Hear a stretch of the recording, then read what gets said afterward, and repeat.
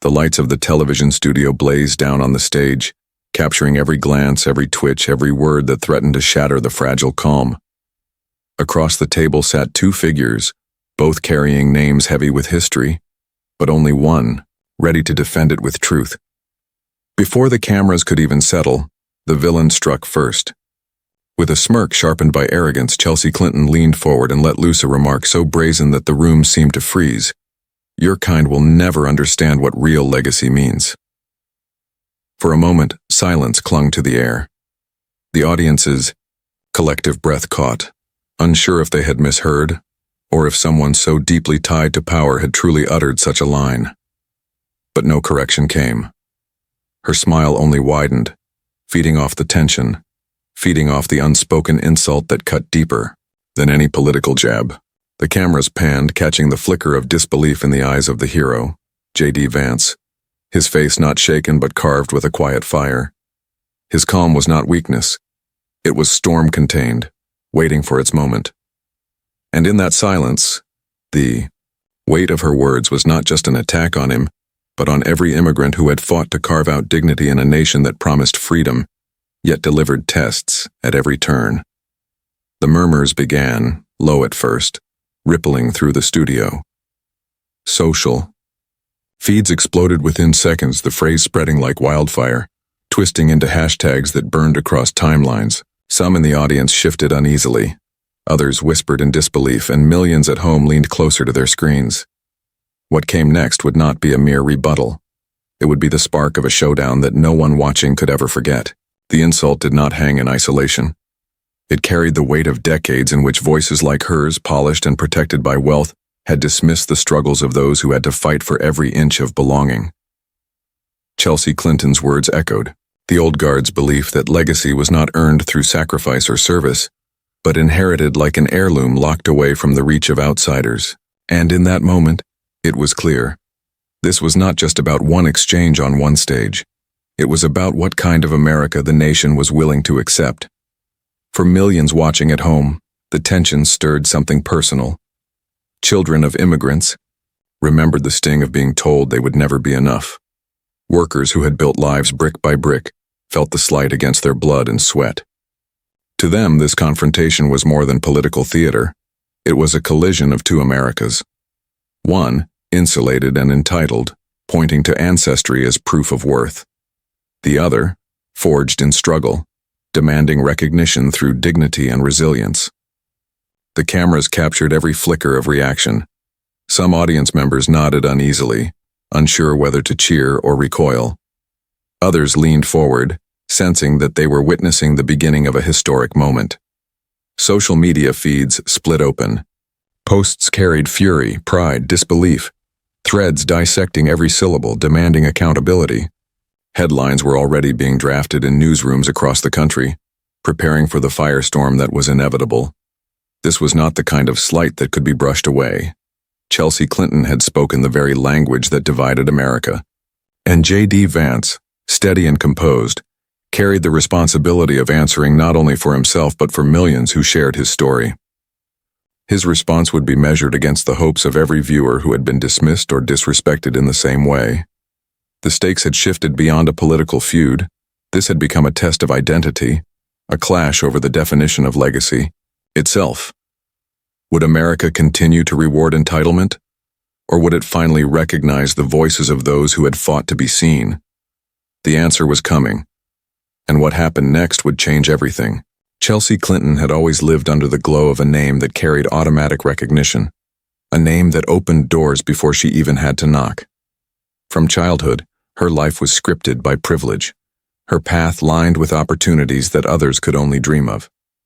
While children of immigrants were told to prove themselves twice as hard, she was handed internships, fellowships, and high-profile platforms as if they were stepping stones placed by invisible hands. Every achievement, whether academic or professional, was amplified by the family machine that surrounded her. To many, she became the embodiment of America's unspoken truth. That legacy often outweighed merit, and birthright often silenced hard work. What made her presence on that stage so striking was not simply her wealth or her connections, but the way she weaponized them. She wore her privilege like armor, wielding it against opponents as if their lack of pedigree proved inferiority. The contradiction was glaring. She spoke in polished tones about equality, inclusion, and the fight for justice, yet her own story was a testimony to walls built by lineage and gates locked to outsiders. Her public speeches often called for fairness, but fairness never required her sacrifice. It was always an abstract ideal, a tool for applause rather than a principle lived out. The scandals that followed her career were not small ripples, but waves that exposed this very contradiction.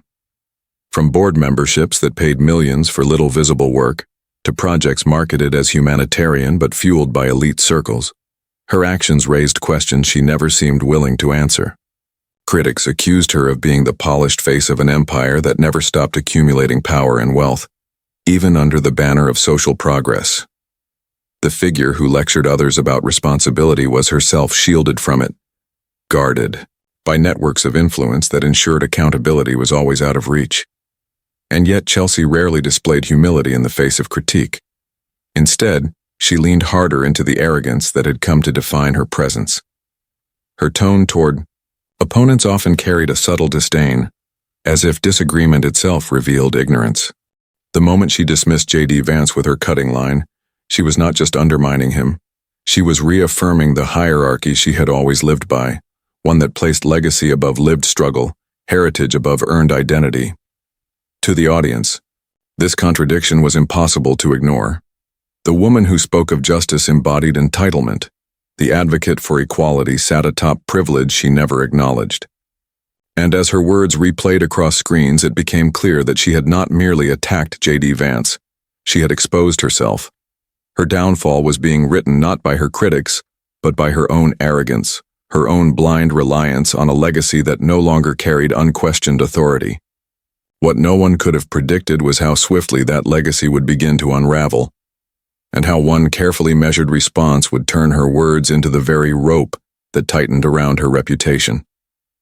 JD Vance's story was never written in the ink of privilege or sealed by the comfort of a family name. His roots stretched into the soil of working-class America, a place where dignity was earned through calloused hands, not inherited through family titles.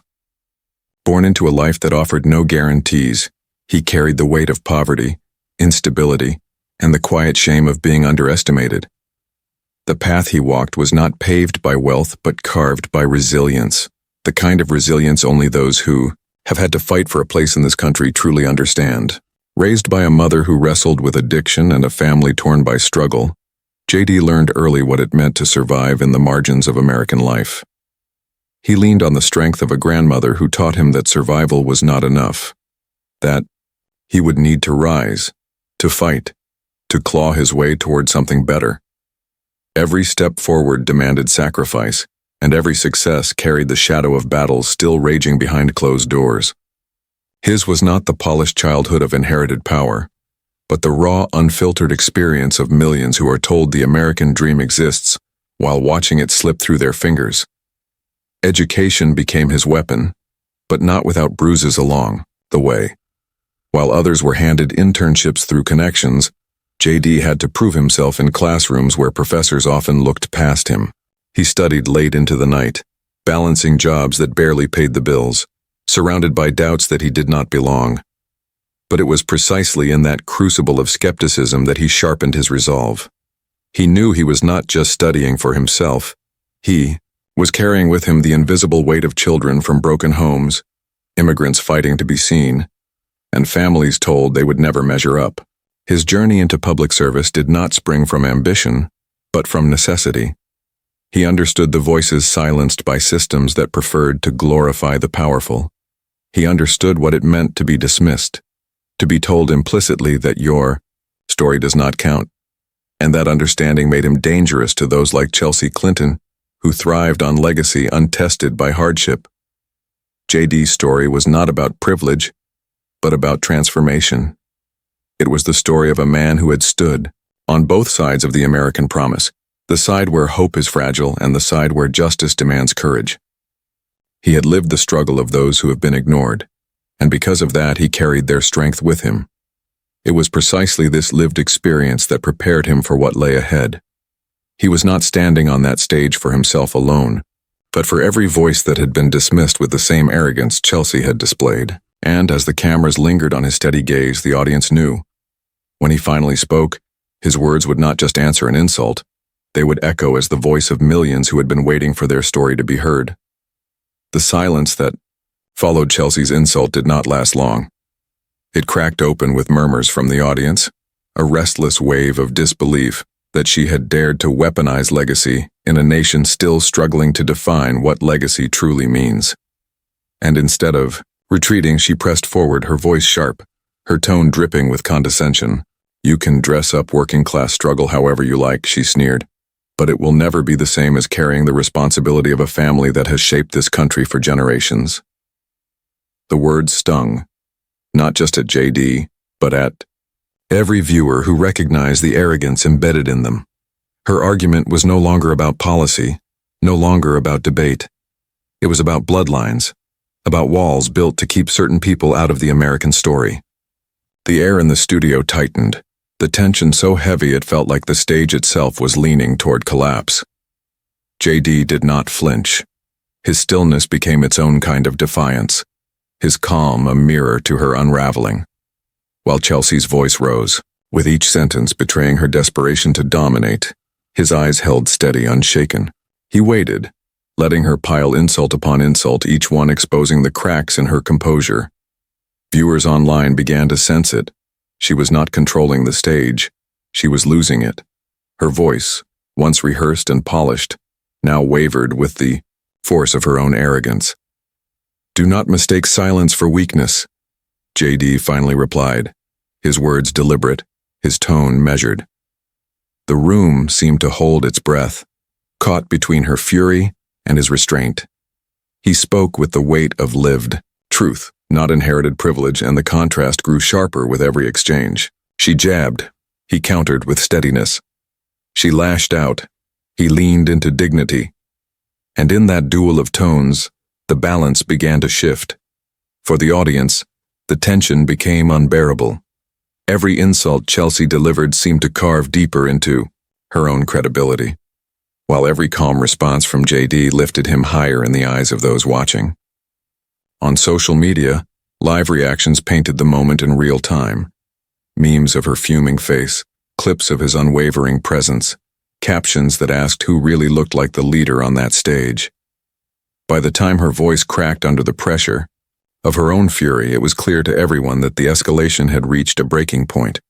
Chelsea was rattled, visibly struggling to hold her dominance, while JD remained centered, his restraint now indistinguishable from strength. And just when it seemed she might regain her footing, he prepared to deliver the one line that would leave the entire room in stunned silence. The moment had ripened to perfection, the air so charged that even the sound of shuffling papers seemed deafening. Chelsea had hurled every insult she could summon, her voice rising to the pitch of desperation. But JD had remained motionless, absorbing the storm with the patience of someone who knew his time was coming. And then, with the cameras locked on, his face and millions watching across the country, he leaned forward. His voice did not erupt. It flowed. Low, steady, almost disarmingly calm. "You speak of legacy as if it is a trophy handed down through bloodlines," he began, each word deliberate. "But real legacy is not inherited. It is built. It is built by the hands that work long hours to feed families. It is built by the courage of immigrants who arrive with nothing but hope. It is built by those who sacrifice so that their children might live a better life. That is the America I know. That is the legacy I claim." The room fell into an eerie silence, as though every ear was straining to capture each syllable. Chelsea blinked, stunned not only by the content of his words but by the force of their delivery. An authenticity she could not summon, a truth she could not manufacture.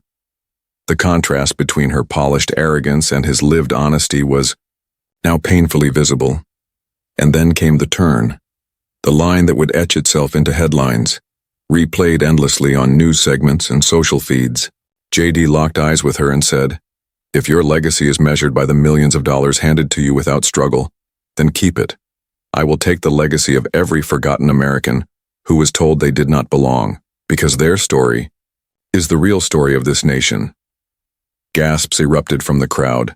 Some clapped before quickly stifling themselves, unsure if applause was appropriate in such a moment of raw power. On Twitter, the quote exploded within seconds, tagged, shared, memed, and elevated into a rallying cry. Within minutes, Real Legacy trended worldwide. The internet did not simply watch, it roared to life, validating his words with the energy of a movement. Chelsea tried to interrupt, her voice faltering as she attempted to regain control. But the momentum was gone. JD's words had already pierced the heart of the debate. He spoke again, not raising his voice but raising the stakes. America has never belonged to the entitled. It belongs to those who earn it every single day.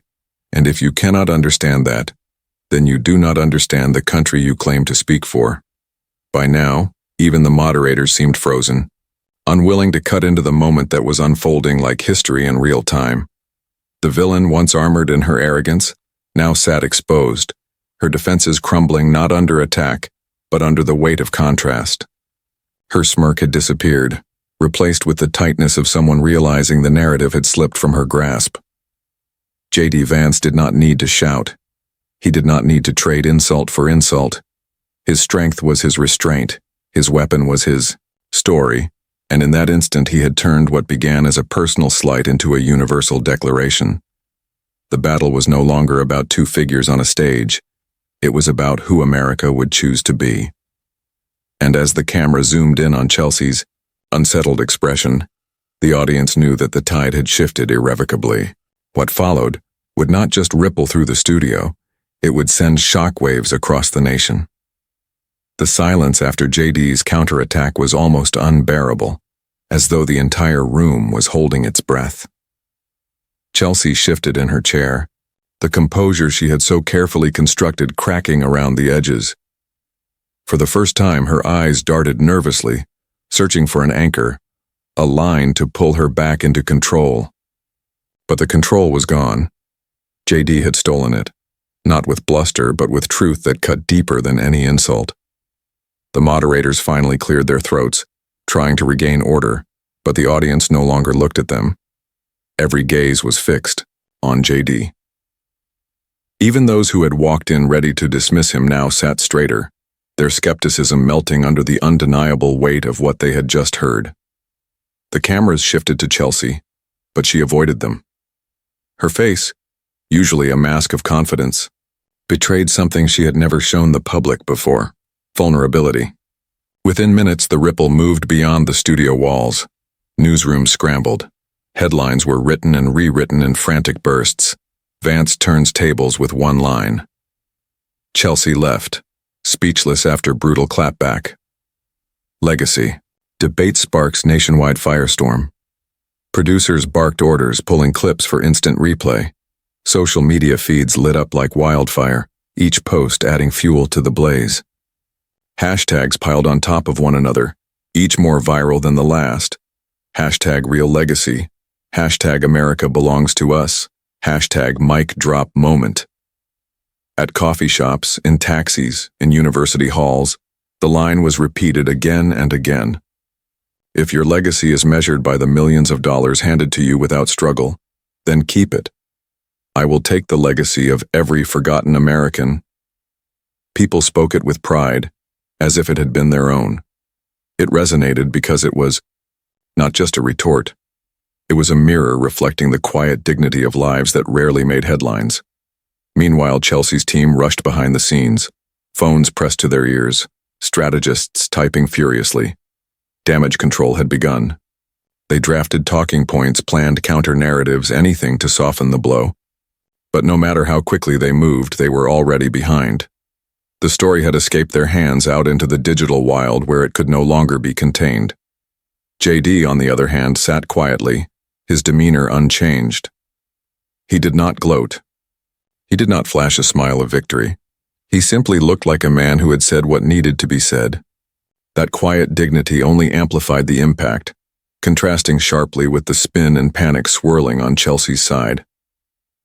The studio audience finally broke the silence. Applause erupted, not the polite kind that fills gaps, but the raw, uncoordinated kind that comes from conviction. Some stood to their feet, clapping with the ferocity of those who had just witnessed something historic. The sound reverberated through the hall, impossible to ignore. Chelsea tried once more to interject, her voice sharper now, trembling at the edges. "Do not mistake rhetoric for reality," she snapped, but the words fell flat. They sounded less like authority and more like desperation. Her strength had always been the ability to control the narrative, but tonight, it was no longer hers. JD did not respond immediately. He allowed her words to hang, thin and weightless, before leaning back in his chair, his silence more powerful than her protest. The room understood. He did not need to chase her down. He had already won the moment. By the time the segment ended, the outcome was undeniable. JD Vance had not just defended himself. He had transformed an ambush into a declaration. The aftershock was spreading through the media, through the public, through the very foundations of the political landscape, and as Chelsea walked off stage, her heels clicking sharply against the floor, she carried with her the weight of a realization that stung worse than any insult. She had not simply lost a debate. She had been unmasked.